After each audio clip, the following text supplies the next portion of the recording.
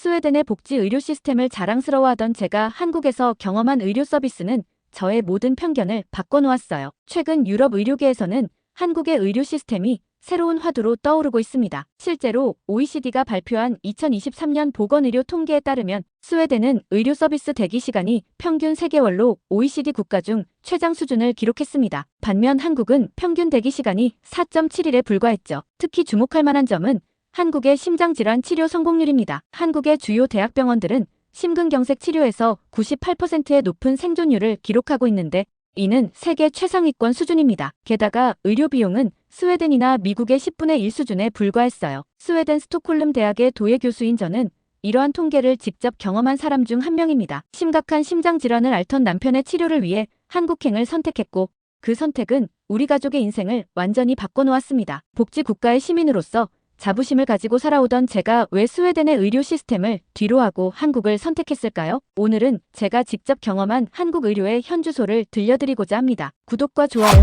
꾹 눌러주세요. 안녕하세요. 저는 스웨덴 스톡홀름에서 도예가로 활동하고 있는 소피아입니다. 올해 35살이고 자동차 엔지니어인 남편과 12살 딸 엘라와 함께 살고 있어요. 스웨덴의 수도 스톡홀름은 아름다운 자연과 현대적인 도시가 조화를 이루는 곳이죠. 특히 감나스탄이라고 불리는 구시가지의 좁은 골목길들은 제가 영감을 얻는 특별한 장소랍니다. 14세기에 지어진 오래된 건물들과 돌로 포장된 거리들은 마치 시간이 멈춘 것 같은 느낌을 주어요. 저는 어릴 때부터 흙을 만지는 것을 좋아했어요. 우리 어머니도 도예 가셨는데 어머니의 작업실에서 보낸 수많은 시간들이 제 인생의 방향을 결정했다고 해도 과언이 아니죠. 대학에서 도예를 전공하고 졸업 후에는 작은 공방을 열어 제 작품 활동을 이어가고 있습니다. 주로 북유럽의 자연을 모티브로 한 도자기 작품들을 만드는데 다행히도 많은 분들이 제 작품을 좋아해 주시죠. 특히 스웨덴의 자작나무 숲에서 영감을 받은 화병 시리즈는 제 대표작이 되었답니다. 매년 스톡홀름 아트 페어에서 제 작품을 전시하고 있고 최근에는 몇 개의 갤러리와 계약도 맺었어요. 남편 에릭은 볼보에서 자동차 엔지니어로 일하고 있어요. 10년 전 한 친구의 결혼식에서 처음 만났는데 당시 그의 진중하면서도 따뜻한 미소에 마음을 빼앗겼죠. 에릭은 첫 데이트 때 자신이 설계한 자동차 엔진에 대해 열정적으로 설명했던 것이 기억납니다. 그의 일에 대한 진정성과 열정이 매력적이었어요. 우리의 결혼 생활은 정말 행복했어요. 에릭은 제 작품 활동을 전적으로 지지해 주었고 저는 그의 일에 대한 열정을 존경했습니다. 우리 딸 엘라는 올해 12살이 되었어요. 아빠를 닮아 과학에 관심이 많으면서도 저를 닮아 예술적인 감각도 가지고 있죠. 학교에서 과학 경시대회에서 상을 받으면서도 주말이면 저와 함께 도예 작업을 하는 것을 즐깁니다. 방과 후에는 로봇공학 동아리 활동을 하고 있어요. 주말이면 저희 가족은 함께 근교로 드라이브를 가거나 집에서 보드게임을 하며 시간을 보내곤 했답니다. 특히 베토벤 공원 근처의 카페에 가서 핫초콜릿을 마시는 것이 우리 가족의 소소한 행복이었어요. 하지만 그런 평화로운 일상은 갑자기 찾아온 불행으로 무너지고 말았어요. 3개월 전 에릭이 회사에서 갑자기 가슴을 부여잡고 쓰러진 것입니다. 다행히 동료들이 빨리 발견해서 구급차를 불러주었지만 그날부터 저희 가족의 악몽이 시작되었죠. 구급차가 오기까지 30분이나 걸렸다는 것부터가 충격이었어요. 스웨덴은 세계적으로 복지국가로 유명합니다. 의료비가 거의 들지 않고 모든 국민이 평등한 의료 혜택을 받을 수 있다고 자부심을 가지고 있었어요. 저 역시 그동안 이러한 복지 시스템을 자랑스럽게 생각했답니다. 하지만 현실은 달랐습니다. 응급실에 도착했을 때 의사를 만나기까지 4시간을 기다려야 했어요. 그나마 응급 환자라는 이유로 우선순위가 높은 편이었다고 하더군요. 대기실에서 보낸 그 4시간은 제 인생에서 가장 길게 느껴진 시간이었습니다. 기본적인 검사 후에 의사는 정밀 검사가 필요하다고 했습니다. 하지만 MRI 예약은 2주 뒤에나 가능하다고 했어요. 남편의 상태가 심각해 보이는데도 말이죠. 저는 불안한 마음에 사립병원도 알아보았지만 천문학적인 비용 때문에 엄두를 낼 수 없었습니다. 한 번의 MRI 검사에 우리 가족의 한 달 생활비와 맞먹는 금액을 요구했어요. 결국 저희는 2주를 기다려야 했어요. 그동안 에릭은 일을 쉬어야 했고 약한 진통제만 처방받은 채로 하루하루를 불안하게 보내야 했습니다. 밤마다 가슴 통증을 호소하는 남편을 보며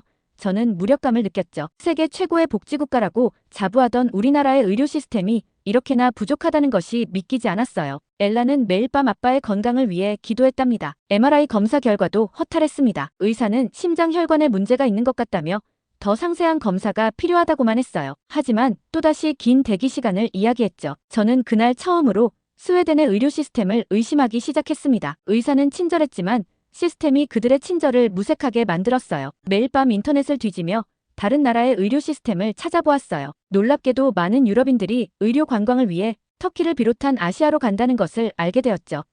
특히 한국의 의료 시스템에 대한 찬사가 눈에 띄었습니다. 빠른 진료 시스템, 최첨단 의료 장비, 숙련된 의료진. 하지만 그때까지만 해도 저는 반신반의했어요. 아시아의 작은 나라가 정말로 스웨덴보다 나은 의료 서비스를 제공할 수 있을까 하는 의구심이 들었거든요. 솔직히 말하면 한국 하면 떠오르는 것이 북한과의 분단 상황과 K-파프 정도였으니까요. 그러던 중 운명처럼 찾아온 기회가 있었답니다. 그 운명적인 기회는 바로 미국 뉴욕에서 열린 국제 도예 페스티벌이었어요. 사실 저는 참가를 고민했습니다. 남편의 상태가 좋지 않은 상황에서 일주일이나 집을 비우는 것이 걱정되었거든요. 하지만 에릭이 오히려 저를 독려했답니다. 당신의 꿈을 위해 준비해온 전시회잖아요. 저는 괜찮으니 다녀오세요. 딸 엘라도 엄마, 꼭 다녀오세요. 저랑 아빠가 잘 지내고 있을게요. 라며 응원해 주었죠. 뉴욕에 도착했을 때는 마음이 무거웠어요. 전시회 준비를 하면서도 자꾸 집 생각이 났답니다. 에릭이 다시 발작을 일으키면 어쩌나 하는 걱정에 전시작품을 설치하는 내내 손이 떨렸어요. 매일 밤 영상통화로 남편의 상태를 확인했고 혹시나 하는 마음에 전화기를 손에서 놓지 못했죠. 그런데 그런 불안한 마음 때문이었을까요? 전시회 둘째 날 제 작품을 유심히 보고 있던 한 동양인 여성과 마주치게 되었습니다. 이 작품에서 느껴지는 고독감이 인상적이에요. 특히 이 화병의 균열 무늬가 마치 내면의 상처를 표현하는 것 같아요. 그녀는 한국인 큐레이터 민지였어요. 서울의 유명 갤러리에서 일하고 있다고 했죠. 저는 그녀의 날카로운 작품 해석에 깊은 인상을 받았습니다. 보통 사람들은 제 작품에서 북유럽의 자연만 보는데 민지는 작품 속에 담긴 감정까지 읽어낸 거예요. 그녀의 섬세한 관찰력이 놀라웠답니다. 최근에 만든 작품들에서 불안과 고독이 느껴져서 궁금했어요. 작가님의 개인적인 이야기가 담겨 있나요? 이전 작품들과는 다른 감성이 느껴져서요. 민지의 질문에 저도 모르게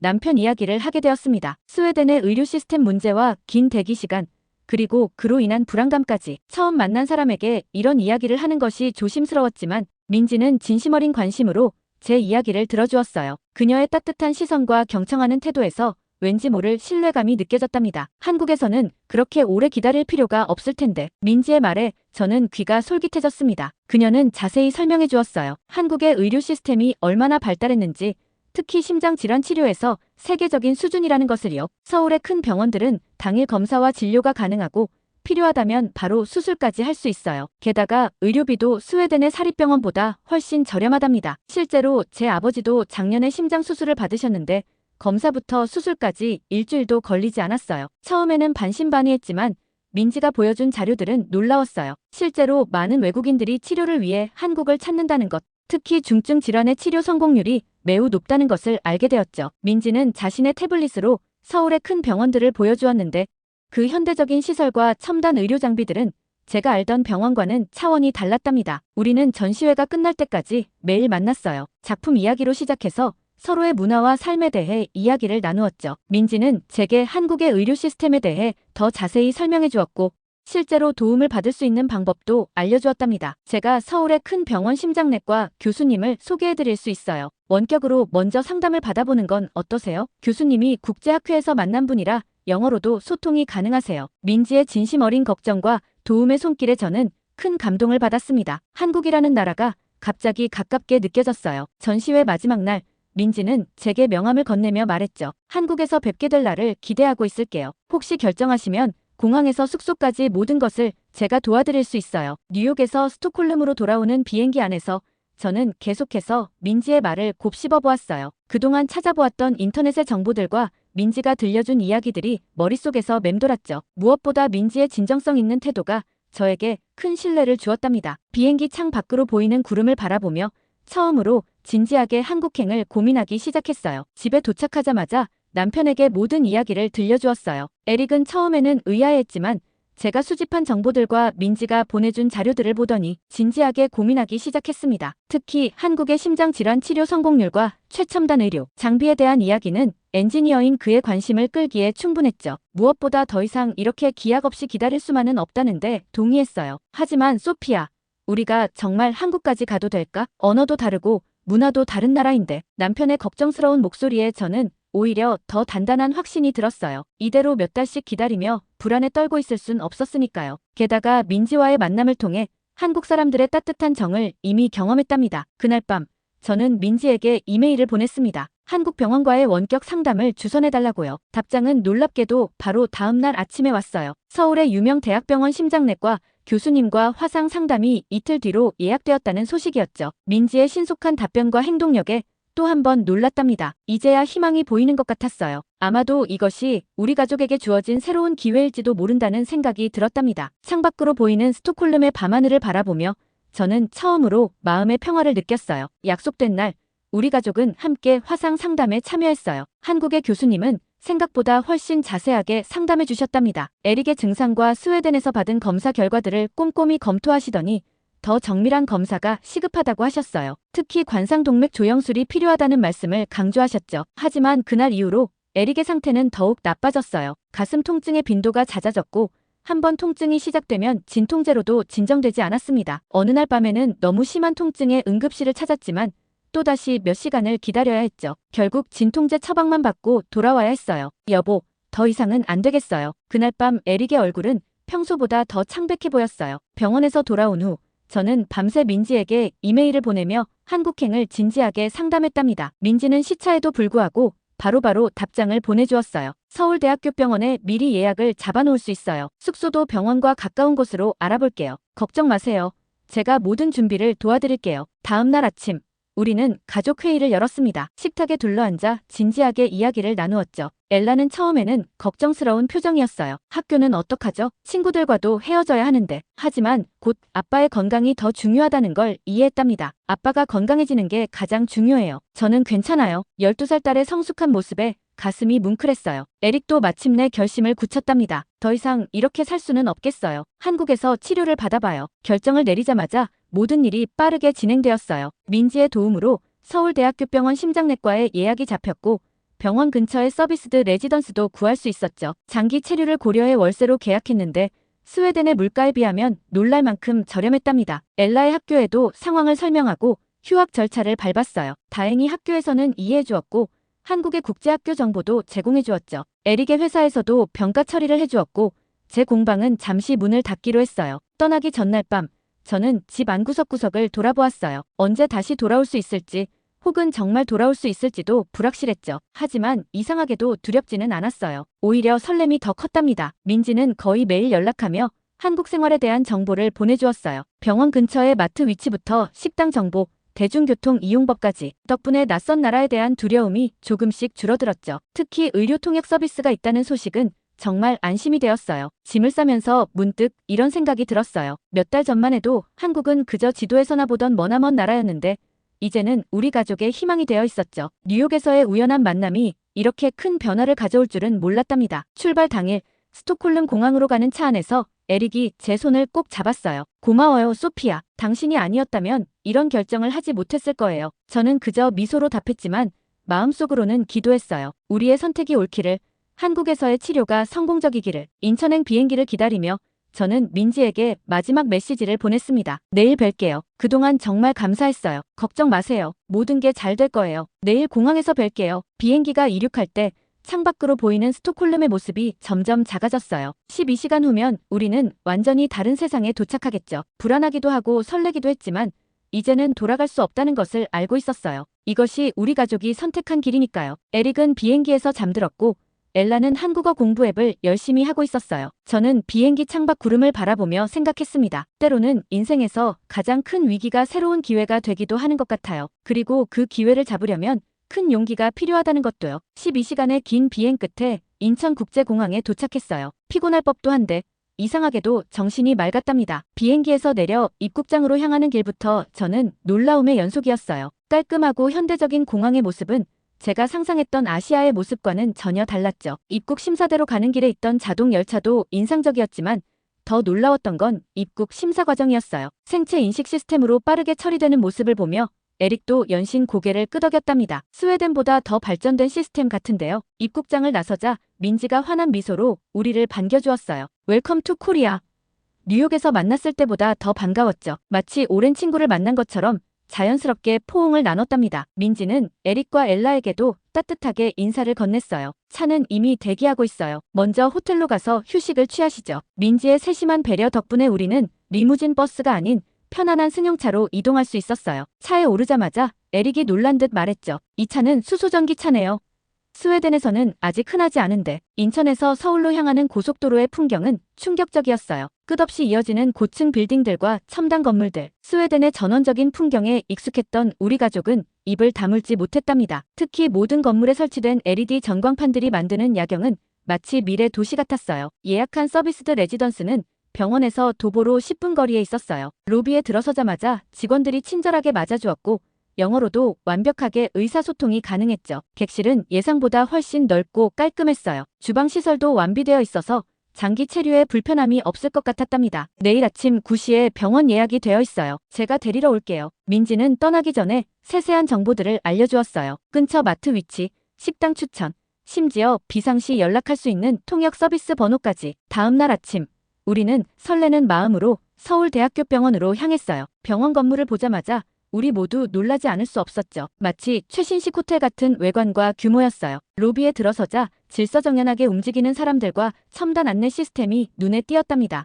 국제진료센터에서는 영어가 유창한 코디네이터가 우리를 맞아주었어요. 모든 절차를 상세히 설명해주면서 에릭의 상태에 대해서도 꼼꼼히 체크했죠. 1시간도 안 돼요. 기본 검사들이 모두 끝났어요. 스웨덴에서는 상상도 할 수 없는 속도였죠. 심장내과 교수님은 화상 상담 때 만났던 바로 그분이었어요. 어서 오셨습니다. 오늘 모든 필요한 검사를 진행하도록 하겠습니다. 교수님의 말씀대로 그날 하루의 심전도, 심장 초음파, CT, MRI까지 모든 검사가 이루어졌어요. 특히 인상적이었던 건 의료진들의 태도였어요. 바쁜 와중에도 친절하게 설명해 주시고 에릭의 불안감을 달래주시려 노력하는 모습이 감동적이었답니다. 검사 중간중간 물도 가져다 주시고 컨디션을 체크해주시는 세심한 배려도 잊을 수 없어요. 검사 결과는 다음 날 아침에 확인하기로 했어요. 걱정 마세요. 내일이면 모든 결과가 나옵니다. 교수님의 말씀에 저는 또 한 번 놀랐답니다. 스웨덴에서는 검사 결과를 받는 데만 몇 주가 걸렸는데 말이에요. 그날 저녁 숙소로 돌아오는 길에 에릭이 말했어요. 정말 놀랍네요. 이렇게 발전된 의료 시스템이 있다니. 저도 동의할 수밖에 없었죠. 불과 하루 만에 우리가 몇 달 동안 스웨덴에서 받지 못했던 모든 검사를 마쳤으니까요. 창밖으로 보이는 서울의 밤거리를 바라보며 우리의 선택이 옳았다는 확신이 들었어요. 이제 남은 건 내일의 결과를 기다리는 일뿐이었죠. 하지만 이상하게도 더 이상 불안하지 않았답니다. 이곳에서라면 어떤 결과가 나와도 최선의 치료를 받을 수 있을 거라는 확신이 들었으니까요. 다음 날 아침, 우리는 다시 병원을 찾았어요. 검사 결과를 확인하기 위해서였죠. 교수님의 표정이 심각해 보였어요. 검사 결과를 보니 생각보다 상황이 좋지 않네요. 세 개의 관상 동맥이 90% 이상 막혀있는 상태입니다. 상황은 생각보다 훨씬 심각했어요. 교수님의 설명에 따르면 에릭의 심장은 지금 당장이라도 심근경색이 올 수 있는 상태였답니다. 스웨덴에서 단순히 좀 더 지켜보자고 했던 상태가 이렇게 위험한 것이었다니 생각만 해도 아찔했어요. 최대한 빨리 스텐트 시술을 진행해야 할 것 같습니다. 내일 아침으로 수술실 예약을 잡아드릴게요. 교수님의 말씀에 안도하려는 찰나 갑자기 에릭이 가슴을 부여잡으며 앞으로 고꾸라졌어요. 심장 발작이 온 거였죠. 그 순간 병원은 마치 영화의 한 장면처럼 움직였답니다. 누군가가 버튼을 누르자 즉시 응급팀이 달려왔고 에릭은 순식간에 응급실로 이송되었어요. 저는 다리에 힘이 풀려 주저앉을 뻔했지만 민지가 재빨리 저를 부축해 주었죠. 이머전시 PCI 준비하세요. 캐스랩 바로 가능합니다. 의료진들의 빠른 영어와 한국어가 오갔어요. 나중에 알고 보니 이머전시 PCI는 응급 관상동맥 중재술이라고 하더군요. 심장 혈관이 막혀서 생기는 급성 심근경색을 치료하는 시술이랍니다. 놀라운 건 그 과정의 신속함이었어요. 발작이 일어난 지 30분도 안 돼요.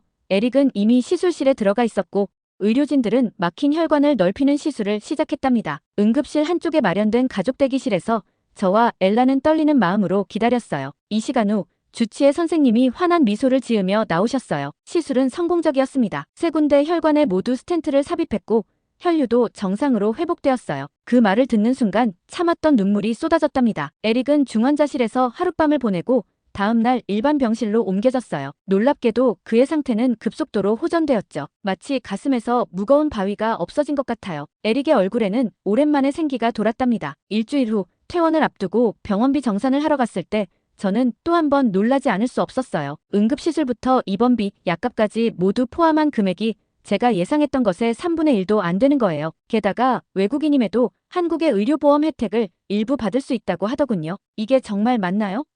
제가 계산서를 다시 확인하자 수납 담당자가 웃으며 말했어요. 네, 맞습니다. 우리나라는 의료 수가가 정부에서 통제되고 있어서 비용이 많이 비싸지 않아요. 민지가 나중에 설명해 주었는데 같은 시술을 미국에서 받았다면 우리가 낸 금액의 10배는 더 들었을 거래요. 심지어 스웨덴의 사립병원보다도 훨씬 저렴했답니다. 병실에서 에릭에게 이 이야기를 전하자 그는 깊은 생각에 잠겼어요. 우리가 정말 좋은 선택을 했네요. 만약 스웨덴에 그대로 있었더라면 말을 끝맺지 못한 채 한숨을 쉬더군요. 저는 창밖으로 보이는 서울의 풍경을 바라보며 생각했어요. 이곳에 오기 전까지 우리는 얼마나 많은 편견을 가지고 있었는지, 한국이라는 나라가 이토록 발전된 의료 시스템을 가지고 있으리라고는 상상도 못했거든요. 퇴원하는 날 의료진들이 일일이 와서 인사를 해주셨어요. 마치 오랜 친구를 떠나보내는 것처럼 따뜻한 작별 인사를 나누었죠. 교수님은 에릭에게 이제 정기적으로 검진만 잘 받으시면 됩니다. 걱정하지 마세요. 라고 말씀해 주셨어요. 병원을 나서는 순간 저는 문득 깨달았답니다. 우리가 경험한 것은 단순한 의료 서비스가 아니었어요. 그것은 한 나라의 발전상과 시스템,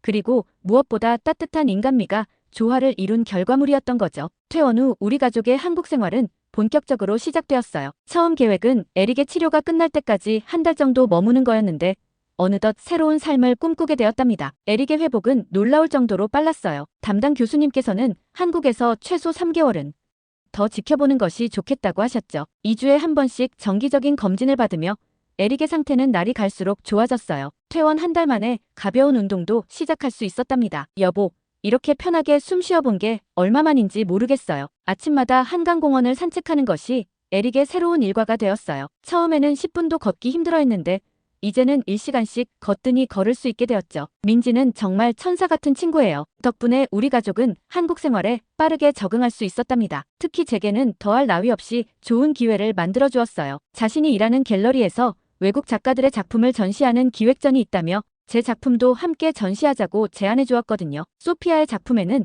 북유럽의 서정성과 자연스러움이 잘 담겨 있어요. 한국 사람들도 분명 좋아할 거예요. 민지의 말대로였어요. 전시회는 예상 이상의 호응을 얻었답니다. 한국의 도예가들도 많이 찾아와 주셨는데 특히 제가 사용하는 유약기법에 관심이 많더군요. 그중 한 분은 본인의 작업실에서 함께 작업해보자고 제안하기도 하셨어요. 엘라도 새로운 환경에 잘 적응해가고 있었어요. 서울 용산에 있는 국제학교에 다니기 시작했는데 첫날부터 친구들을 사귀었답니다. 다양한 국적의 아이들이 함께 공부하는 환경이 엘라에게는 신선한 자극이 된 것 같아요. 엄마, 오늘 한국어로 안녕하세요랑 감사합니다 배웠어요. 매일 새로운 한국어 단어를 배워오는 엘라를 보며 아이들의 적응력이 정말 대단하다는 걸 새삼 느꼈답니다. 학교에서는 과학 시간에 로봇 프로그래밍도 배운다며 신이 나 있어요. 스웨덴에서는 경험하지 못했던 최첨단 교육시설과 프로그램들이 엘라의 호기심을 자극하는 것 같았죠. 주말이면 우리 가족은 서울 곳곳을 탐험하러 다녔어요. 전통적인 한옥마을부터 현대적인 강남까지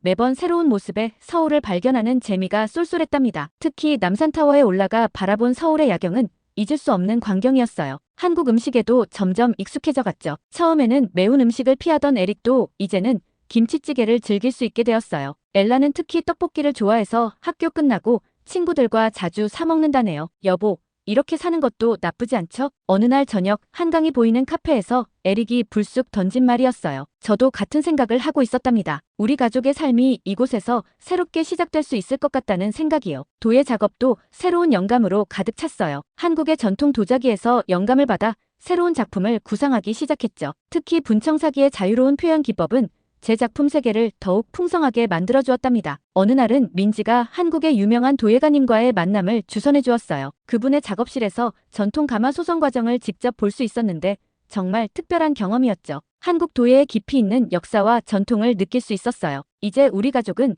한국에서의 새로운 삶을 진지하게 고민하고 있답니다. 저도 작은 공방을 열어볼까 생각 중이고요. 처음에는 단순히 치료를 위해 왔던 곳이 이제는 우리의 새로운 보금자리가 될지도 모르겠어요. 한국이라는 나라는 우리에게 건강과 희망을 선물해 주었고 이제는 새로운 꿈까지 꾸게 해주고 있으니까요.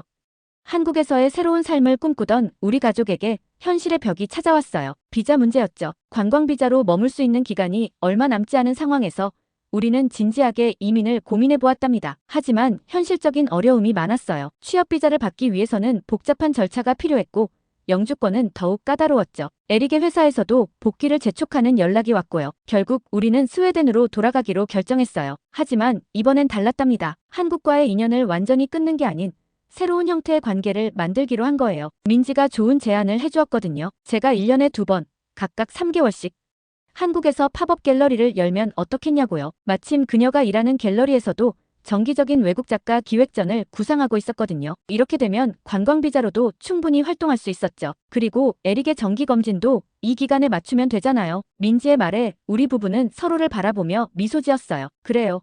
이것이 우리가 찾던 해답이었던 거죠. 스웨덴으로 돌아온 에릭은 회사에 복귀했어요. 건강이 회복된 덕분에 더 열정적으로 일할 수 있게 되었죠. 회사에서도 에릭의 변화를 반겼답니다. 특히 한국의 자동차 산업에 대한 그의 견해는 회사에 새로운 시각을 제공했어요. 엘라는 다시 스웨덴 학교로 돌아갔지만 한국에서의 경험은 그녀에게 특별한 자산이 되었어요. 학교에서 한국 문화에 대해 발표도 하고 친구들에게 한국어를 가르쳐주기도 한답니다. 주말에는 한국 드라마를 보며 한국어 실력을 유지하고 있죠. 올해 첫 팝업 갤러리는 대성공이었어요. 북유럽의 미니멀한 디자인과 한국 전통 도예의 조화를 시도한 제 새로운 작품들이 많은 관심을 받았답니다. 특히 청자의 유약 기법을 응용한 작품은 한국의 도예가들로부터도 호평을 받았어요. 에릭의 정기검진도 순조롭게 진행되고 있어요. 담당 교수님께서는 에릭의 상태가 매우 안정적이라고 하시면서 이제는 1년에 2번만 검진을 받으면 된다고 하셨죠. 그 말씀을 들으니 제 마음도 한결 가벼워졌답니다. 이제 우리 가족에게 한국은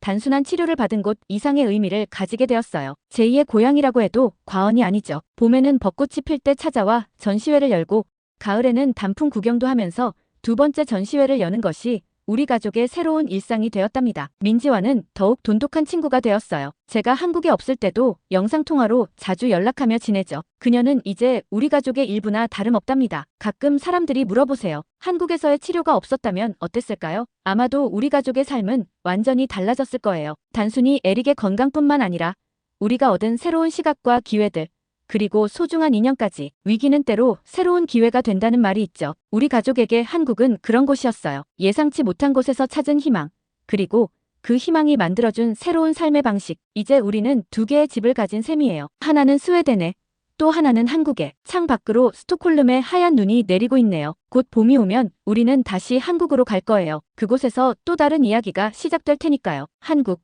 이제는 저에게 그곳이 단순한 나라 이름이 아닌 우리 가족의 새로운 이야기가 시작된 특별한 장소가 되었답니다. 오늘의 사연은 여기까지인데요. 스웨덴 도예가 소피아 씨의 감동적인 사연 감사하며 앞으로도 응원하겠습니다. 구독과 좋아요 감사드리며 다음 영상으로 찾아뵙겠습니다.